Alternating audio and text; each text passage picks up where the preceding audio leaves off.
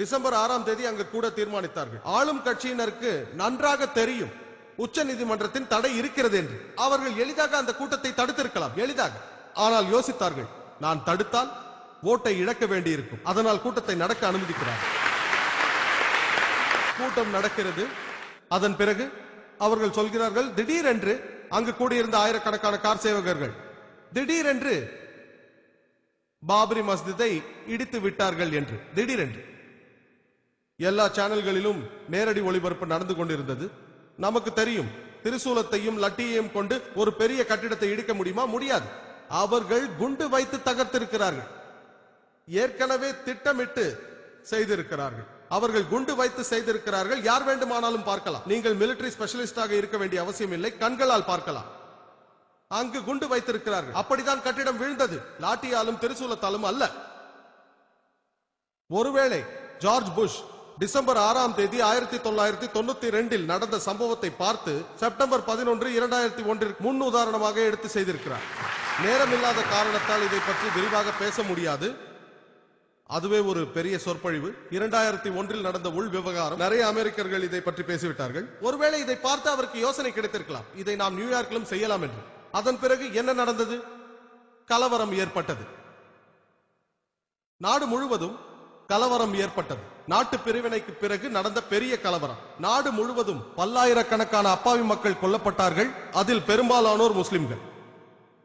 யாரை குற்றம் சொல்வது? அப்பாவி இந்தியர்களை.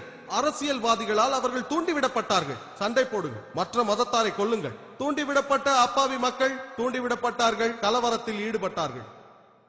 நாம் எல்லோருக்கும் தெரியும், பாம்பே அதிகமாக பாதிக்கப்பட்ட நகரம் பாம்பே தான். பிரிவினையின் போது கூட பாம்பேவில் நடந்த கலவரம் பாம்பேவின் வரலாற்றிலேயே மிகப்பெரிய கலவரம். பிரிவினையின் போது கூட இத்தனை பேர் கொல்லப்படவில்லை. ஆனால் 92லும் 93லும் பாம்பேயில் அதிகம் பேர் கொல்லப்பட்டார்கள்.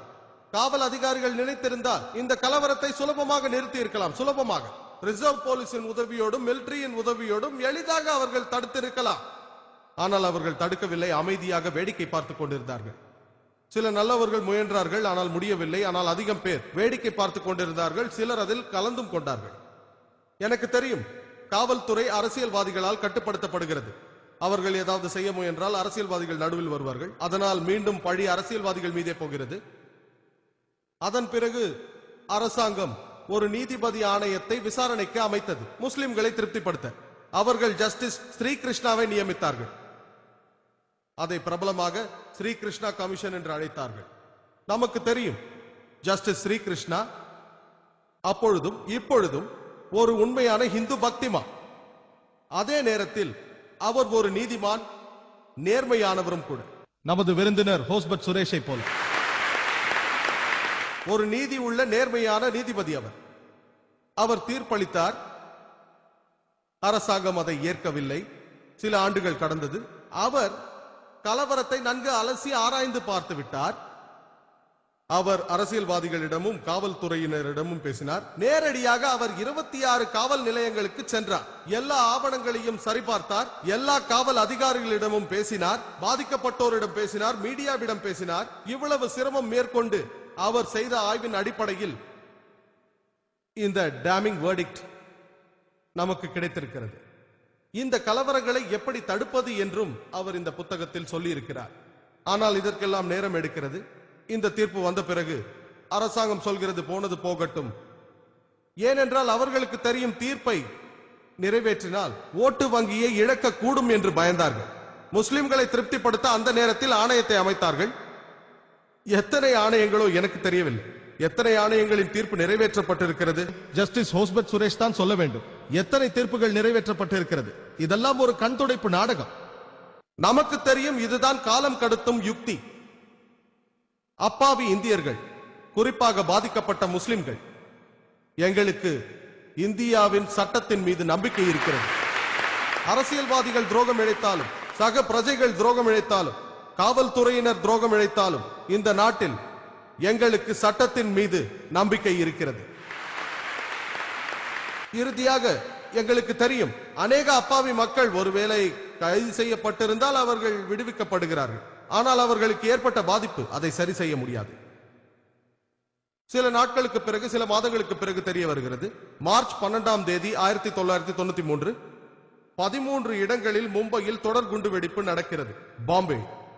அதில் 250க்கும் மேற்பட்ட மும்பை வாசிகள் கொல்லப்பட்டார்கள். 250க்கும் மேற்பட்ட அப்பாவிகள் கொல்லப்பட்டார்கள். 700க்கும் மேற்பட்ட அப்பாவி மக்கள் காயமடைந்தார்கள். எதிர்க்கட்சியினர் ஏதேதோ பேசினார்கள். ஜஸ்டிஸ் ஸ்ரீகிருஷ்ணா கூறினார், இது ஒரு திட்டமிட்ட செயல் அல்ல, இது ஒரு எதிர் தாக்குதல் தான். 1500 அப்பாவி முஸ்லிம்கள் கொல்லப்பட்டார்கள் மும்பையில். 1500க்கும் மேல். டிசம்பர் 92லும் 93லும் அப்பாவி முஸ்லிம்கள் அநேக பேர் கொல்லப்பட்டார்கள். அதற்கான எதிர் தாக்குதல். அதிகாரிகளும் காவல்துறையினரும் இதை செய்தது முஸ்லிம்கள் நிழல் தாதாக்களின் உதவியோடு செய்தார்கள் என்றார். அப்படித்தான் குண்டுவெடிப்பு நடந்தது. அவர்கள் சொன்னதும் எல்லோரும் ஒப்புக்கொண்டார்கள். கமிஷனரும் ஒப்புக்கொண்டார், இது ஒரு எதிர் தாக்குதல், மும்பையில் நடந்ததற்கு எதிர் தாக்குதல் என்று. நமக்கு தெரியும், 1992லும் 93லும் நடந்த கலவரங்களுக்கு பிறகு முஸ்லிம்கள் தெருவில் நடப்பதே கஷ்டமாகி போய்விட்டது. ட்ரெயினில் செல்வது கஷ்டமாகிவிட்டது, பஸ்ஸில் செல்வது கஷ்டமாகிவிட்டது. முஸ்லிம் இல்லாத இடங்களில் வேலை செய்வது கஷ்டம். அவர்களை கேவலப்படுத்தி கிண்டல் செய்தார்கள்.